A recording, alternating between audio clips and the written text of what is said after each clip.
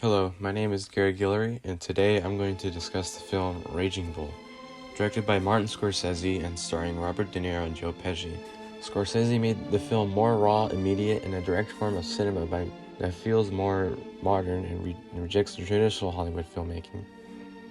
Because, for starters, it's filmed entirely in black and white, and it's not a boxing movie. Scorsese purposely did this because it was going against the film Rocky. The other point is that it's a film that has completely unlikable characters, which are strange considering that many filmgoers like myself find their stories interesting. Scorsese's use of editing and silence makes his style extremely unique, and the camera work during the boxing scenes is some of the best camera work I've seen so far. The camera in the ring acts as a third person, watching LaMotta confess / letting all of his anger out on his opponents. The cinematography in the film is extraordinary. One example is at the beginning where you see Jake shadowboxing in slow motion where the ropes in the ring act as a cage and Jake is the animal. You can also interpret it as he's facing no other opponent than himself. I don't even know what I said. I don't even know what he looks like. Scorsese's sound design choices make the film extremely gritty because of his use of silence. One scene will be calming and quiet, and it'll cut to an extremely loud scene, most preferably a boxing scene.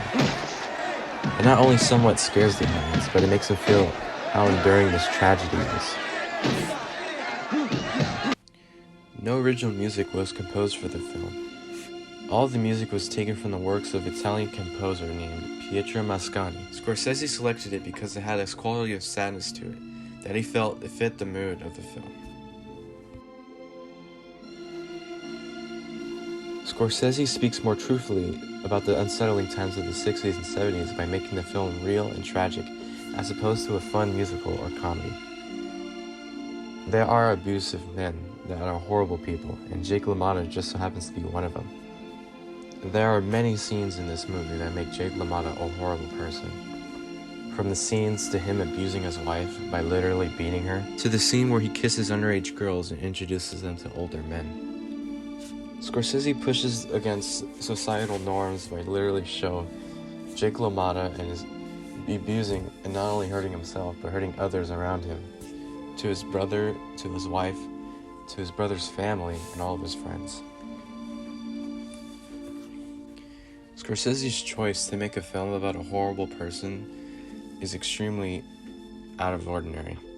It's interesting because he saw redemption in his story, and it related to himself because of his past and what he's done before and what he could have changed, and he saw himself in Jake LaMotta, but besides all the horrible things.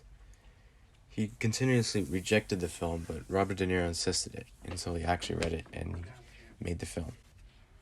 As of right now, this is one of my favorite Scorsese films I've seen so far. And I'm sure there are other films that he's made that are completely better than this, and this is definitely not a rewatchable film because of how horrible his life was and how tragic it is. Thank you for watching.